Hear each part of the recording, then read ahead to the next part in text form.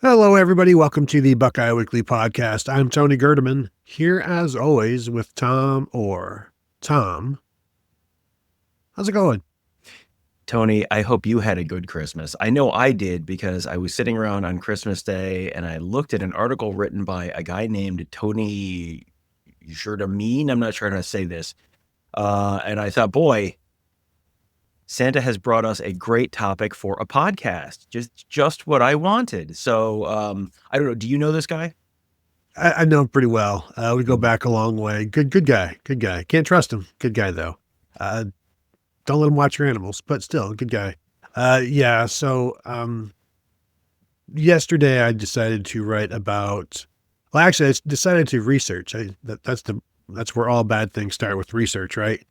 And so there was a tweet. I want to give the person credit about how this is at Gene_Ross23 mentioning that Ohio State's Big Ten opponents were called for 0 holding penalties this year. The Buckeyes got 1 holding call against Michigan State, but it was an offsetting penalty, and 1 holding call each against Marshall and Western Michigan. And that was it for the entire season. And so I wanted to go and look and really dig into the lack of holding calls. And so I went and, looked at the entire, every box score, going through the play-by-plays, and Control F holding, Tom, is what is the mode there. Unfortunately, not all of the PDFs are readily available all the time. So sometimes you have to go to the other school's website. And so then, I've jotted all of that down. And then I'm like, you know what? Let's look at 2023. And then, not all of the details are in there. So then I would have to be like, well, let me just pull this up on YouTube, or let me just pull this up on this and see where I can see because I'm trying to chart all of these holding calls or lack of holding calls and just see how crazy it is. And then I get down to 2023 and I'm like, you know what? Well, I'm here. Let's just do 2022. And part of the reason I started doing all of those is because of the way I started with the article. It's like I'm just looking for something for Jack Sawyer. Like, has he ever drawn a holding call? And I found a few, but I just went ahead and did all of the box scores from Tennessee through the 2021 season, jotting all of the holding calls down. Now, I didn't put all of it into a spreadsheet because that would be crazy. It's just a bunch of jotted notes. But what I can tell you, Tom, is that yes, Ohio State has only been called for, or Ohio State's opponents have only been called for 3 holding calls this year. One was on Caden Curry, and that was from an offensive lineman. One was on a blitz by Caleb Downs, and one was on a blitz by Sonny Styles. And so to just sum up one portion of this, no Ohio State starting defensive lineman has been held this year, if you can believe it. As someone who shoots photos of all these games and shoots photos with the defensive linemen coming towards me, and who sometimes sees their jerseys pulled away from their shoulder pads, I do find that somewhat, let's say, subjective. Let's say that it's a somewhat subjective thing that the Ohio State players have not been held, defensive linemen have not been held this year. And, I think we should preface this entire conversation with, no one is saying the reason Ohio State lost to Oregon the first time is because no one is saying Ohio State lost to Michigan because okay, we got it. All right, good. Like, this is more of a, wow, this is one of the most bizarre, crazy stats / facts you've heard, because this is an Ohio State defense, and especially an Ohio State defensive line, that has been incredibly productive this year. And they're right near the top nationally and in the Big Ten in terms of sacks, which it feels like offensive linemen would be fairly likely to go like, hey, what if I could do something about that? What if it was even somewhat against the rules, but maybe I could get away with it? Like, it feels like you're probably going to, if you're getting a lot of sacks, draw a decent number of holding penalties. This is not, once again, saying, oh, Ohio State lost to Michigan because of the anti-Ohio State defensive line conspiracy from the Big Ten official. No one's saying that. We're just saying, holy crap, this is a really, really weird, wild stat, especially considering the old adage that, you can call holding on any play. Mm-hmm. I mean, you could, but I mean, what's the parlay of, how many, I don't, you talked about how many snaps there were, I think in, Mm-hmm. yeah. So how the parlay of you could call holding on any play. So say it's only a 95% chance of holding. How many plays were there? And I can try and figure out how to type a factorial thing on my computer. So the Ohio State defense has played about 101 snaps this season, and they have drawn 3 holding penalties this season from the opponent. It's more than 101. How many 101? No, 801. Oh, 801. Okay. Yes. And it just seems like that there should have been more. Granted, this is there's no granted. Like there should be more. I don't understand. Now we know the Big Ten has not called a lot of penalties this season. Like in terms of yardage, the bottom 5 teams nationally are Big Ten teams. So this is a Big Ten thing. And then I started breaking down the rest of the Big Ten. You've got Ohio State, Penn State, Michigan, Northwestern, Michigan State are bottom 5 in yardage.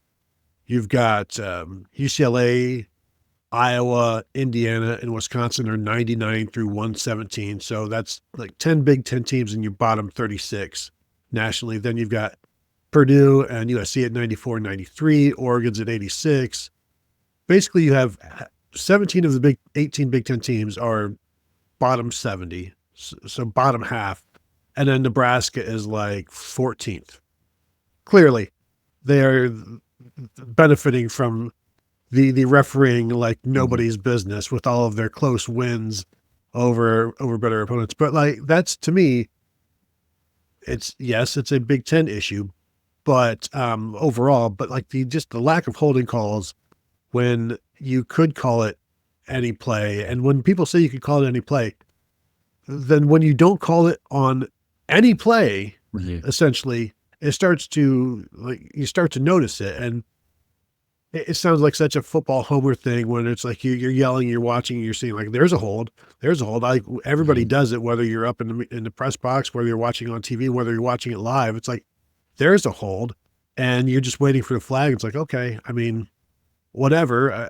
It just, to me, this feels like a mandate from whether it's the Big Ten or college football officials from the top down. Look, we don't want to be calling all the holds. Yes, we could call them, but let's keep the game moving. We don't want to involve ourselves. But by not calling it, you still are involving yourself. Well, you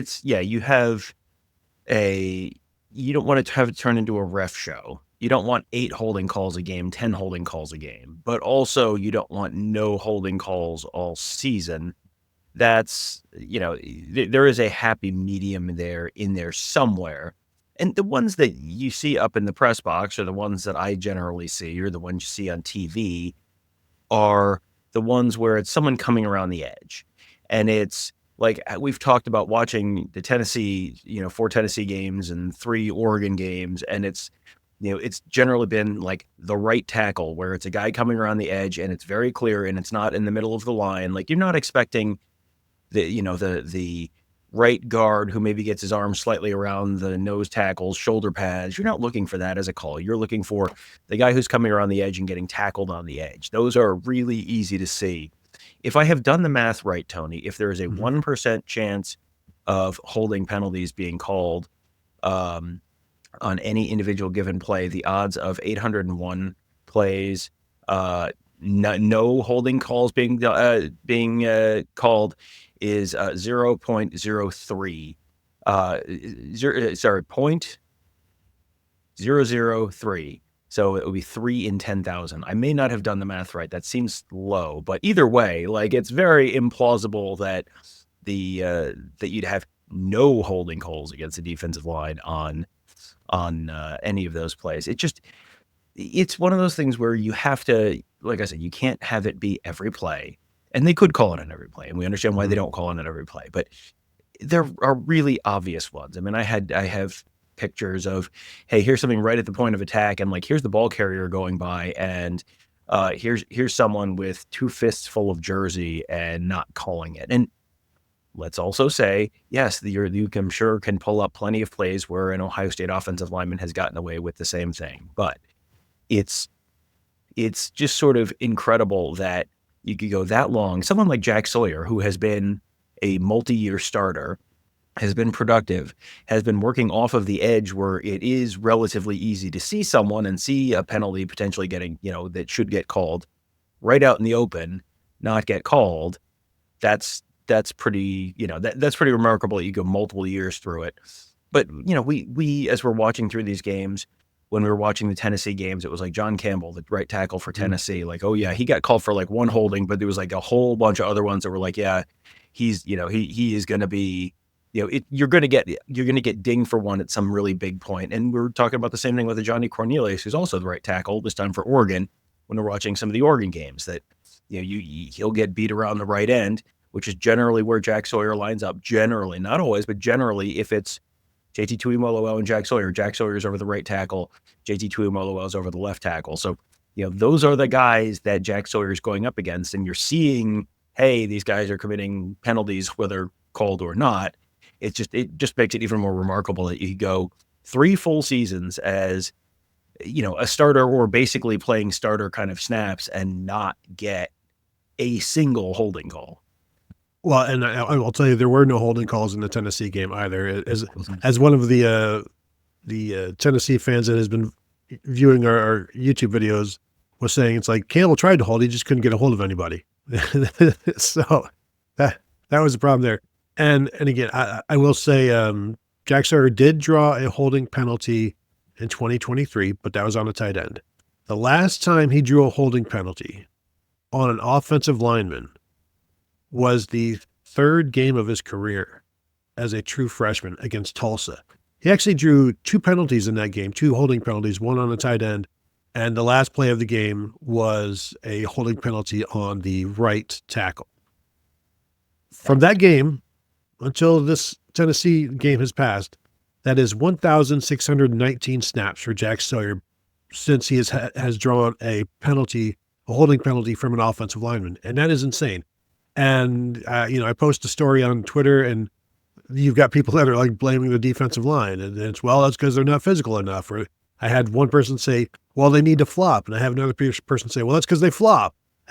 It's like, we're not blaming the victim here. This is not that's the fact. 1,619 plays, almost 4 entire years, 50 games it's been 50 games since he was held by an offensive lineman. That's wrong. It's crazy. It's insane.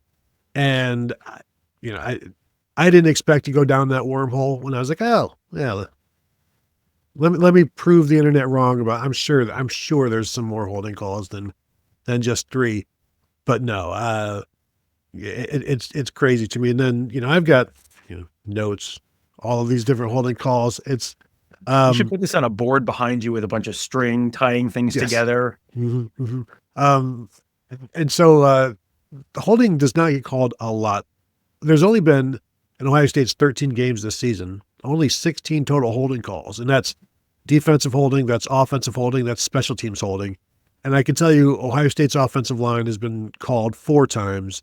The punt return team has been called 3 times. So in the 71 punts that Ohio State has punted, there have been a holding call on the punt returns there. So I don't know, maybe they're just not as good as the opposing offensive line, who can only be called holding 3 times over the course of, and really, it's not even just the opposing offensive lines. One of those was a running back picking up a blitz on Caleb Downs. That was one of the holding calls. Yeah. And Logan Osborne, the Marshall center, was one. And the other was against Caden Curry. So 2 times offensive linemen have been called for holding this season against Ohio State. Well, and I think that the punt piece of it is really interesting, because the punt piece tells you kind of where the holding calls happen. They happen out in the open where it's very easy to see. That's what I was saying earlier, where you're looking at the tackles. You're not looking at the center or the guards. I would imagine if you did a study of the entire NCAA and which offensive line position gets called for holds most. I would assume the tackles are by far going to be the majority, those two tackle positions, just because it's so much easier to see. Just like if there's a block in the back or if there's a hold on a punt, you don't have a bunch of 300-pound dudes on both sides of the line right around them. It's out in the open, so it's very easy to see. So that's probably why you get more wide receivers, tight ends, running backs getting called for it. But still, Ohio State has 36 sacks this year. 39 sacks this year in 13 games. It's 3 sacks a game. If you're giving up 3 sacks a game, there are probably multiple other times when you've got pass rushers going right towards the quarterback and getting tripped, tackled, stopped, whatever. And to not have a single one called is pretty remarkable. Just given that it's not like this is a defense that isn't getting to the quarterback. The defense is getting to the quarterback plenty. They're getting a ton of pressure other than times that they're getting to the quarterback. So yeah, it does make it statistically unlikely that it would be that you would have 0 holding calls. I saw a stat, and I don't think this was in your article. I think this might have been someone on our board said that Oregon's offensive line has not been called for holding all season, which Correct. Yeah, I saw that and I was like, that can't be true. And then I was thinking through the games that we've watched and I was like, no, none of those. And that's almost half of their season. So yeah, the resistible force and the immovable object, this is, I know these are related, so you can't actually parlay them, but boy, if you could parlay, Oregon gets called for a hold for the first time all year, and Ohio State's defensive line gets called for someone holding them for the first time all year. It feels like that's about 1,000 to 1. Obviously related, so probably wouldn't be allowed to be parlayed, but yeah, it's. And Tony, I just want to let you know, if Oregon's offensive line does get called for holding at some point, you should absolutely take credit. If Bill Carollo's on Twitter, you can add him. Thanks for reading the article, Bill. I think the Big Ten director of officiating, in case you're wondering who Bill Carollo is. I think I don't know what other explanation there could possibly be other than it's either that or it's 2025 and the Big Ten officials have resolved to turn over a new leaf and call holding more. And I will say, one Ohio State defensive lineman has been held this year, and that is Caden Curry. Mm-hmm. But the last time an Ohio State starting defensive lineman was held was November 11th of 2003. That call was declined. The last time a starting defensive lineman was held and Ohio State took the penalty was November 4th of 2023. Rutgers held Tyleik Williams. And it's been a minute since that has happened. And really, even the opposing receivers aren't holding the Ohio State defensive backs in the run game, which to me is also insane.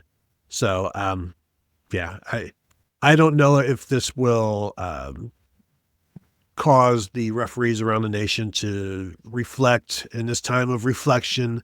Mm-hmm. But yes, I also did check the Oregon, all of the box scores to make sure there are no holding calls there. I stopped in 2024. I didn't want to find anything else out. I already know too much, Tom. I'm in danger. I need to just stop right now.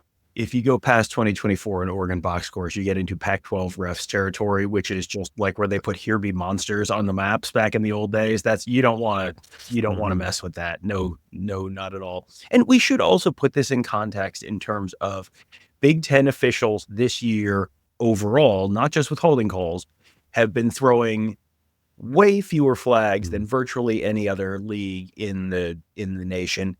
Did you have that stat in there about the number of Big Ten teams? Yeah. Go ahead. Yeah, and I already kind of ran through it. The bottom 5 teams in terms of yards, 17 of the 18 Big Ten teams in the bottom half overall of penalty yardage, other than Nebraska. So just fewer penalties overall. And I'm wondering, Tom, like why is this? Is it because we talked a bit with Bill Carollo before about wanting to limit the number of exposures? And in terms of exposures, it's every snap, every time somebody gets hit, that's an exposure. By calling holding calls, then you've increased the number of exposures. And we know they don't want to increase the number of exposures. The games are shorter. They like it that way. And this calling too much holding, when you know you could call it, it just increases the number of exposures. And also, Tom, you've got 3 television partners that you need to have free and clear of games. You don't want that big noon running into the 3:30 CBS. You don't want that. So like there also, I think, is some incentive there to like, let's keep these games in their windows. Yeah, and we watched some of the Tennessee games where the SEC officials felt like they got paid by the flag. Mm-hmm. I don't remember, was it Tennessee, Georgia, or Tennessee, Arkansas? There was one where it was like, I don't know, 10, 13 penalties per team. And you like 23 flags, 24 flags in a game. That becomes unwatchable at some point. Like at some point it becomes college basketball where it's like, no, this is just like, this is a bunch of players running around so that officials can do their job. And it's, completely centered around the officials. Like there's a also too far on the other end of the spectrum kind of end of this, but it does feel like, if you were at the absolute bottom, like let them play is fine to a certain degree, but also let them play does lead to, some of the chippiness in the Ohio State Michigan game started with someone getting thrown out of bounds, and it probably should have been 15 yards and probably would, and that led to some pushing and shoving, and but you didn't want to call it because you don't want to impact the game at that moment. But then that leads to more stuff where later on there was, which game was it? I think it was the Big Ten championship game where they called Penn State for like 4 personal fouls in the first quarter or the first 18 minutes of the game, something like that. And then later Oregon committed a really obvious late hit, unnecessary roughness kind of penalty. It's like, well, you don't want to call it at this moment of the game. It's like, you got to be, you got to be a little bit consistent there throughout. Like you don't necessarily need to make the call that changes the entire game, but the middle of the fourth quarter on a play that was not a 4th down stop, end of drive thing, like you could make that call and that would be okay. But yeah, there's a balance here somewhere between 3 penalties a game and 24 penalties a game. There's probably some kind of a happy medium there in the middle. Well, I was just looking. So Ohio State has played just 2 games this season that went over the 3 hour and 30 mark. Tennessee has played just 2 games this season that went under the 3 hour and 30 mark. And ESPN's television partners, it's Disney. So there's less conflict there. When you've got the Big Ten, you've got many others to feed. So it's just interesting. That's just comparing Ohio State's times to Tennessee's times. Maybe it means nothing. Maybe it means something. But the last thing I will say, in terms of why so few penalties, coaches always talk about you have to play your best against teams like Ohio State. And so sometimes they do. They execute as best they can because they are completely focused. So it's like you can't screw up, don't screw up. And so they screw up less. Now, does that mean that that is the answer to the question of why there are so few penalties? No, I think it answers the question of why there aren't as many. Like that's probably a portion, but it's not the main reason behind that. So that's my last thing, Tom. You got anything else before we get out of here? Well, I mean, if you look at the teams at the bottom of the list of the ones that have committed the fewest penalties against, Ohio State, absolutely, that's the explanation. Penn State, sure, big game for everyone. Northwestern, generally, I feel like as you're the underdog, you have to kind of do a little more clutching and grabbing to do, so that the teams that are kind of at the top of the sport should theoretically be having opponents flag for more penalties because you're trying to do a little more, doing what you can to get by against what is probably superior talent. So, I don't know that there's any one answer here, but my big takeaway from reading your article, I was like, boy, that's really interesting. And I don't know that I have a takeaway beyond that in terms of what it all means in the big picture. But Tony, boy, that's interesting. Yeah, it is interesting. And it's one of those things where you're like, what? And then you shake your head and you're like, well, I guess it is what it is. I mean, this is the world we have created. So there you go. Ohio State, maybe this will become one of those things where Ohio State fans kept talking about Jabril Peppers has no interceptions, and then it creates an interception against Ohio State in 2016. I don't know. But it's just a quirk, if nothing else. So there you go. If you want to hit the thumbs up, we would appreciate it on this video. Hit the bell to be notified. Subscribe to the channel if you've not yet done so. And of course, you can continue to find us at BuckeyeHuddle.com. $4.99 for your first month. Sign up. Check us out there behind the paywall at the Buckeye Huddle message board presented by Jeff Ruby's Columbus, where we are talking about the Rose Bowl and the transfer portal and what this year's team is doing and what next year's team is already looking like. So thank you all for tuning in, and we will talk to you guys later.